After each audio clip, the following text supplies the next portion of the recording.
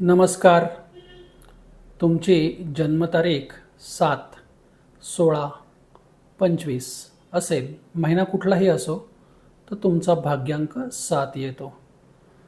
जर तुम्हाला लॉटरी काढायची असेल तर याच तारखांना काढावी, म्हणजे 7, 16 आणि 25.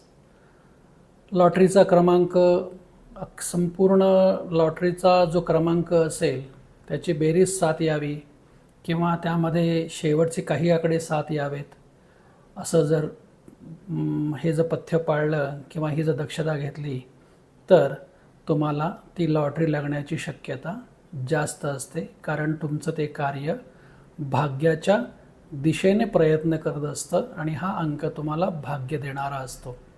हाच प्रकार तुम्ही शेअर ट्रेडिंग करत असाल तर शेअर ट्रेडिंगच्या बाबतीत सुद्धा या तारखांनाच ट्रेडिंग केलं आणि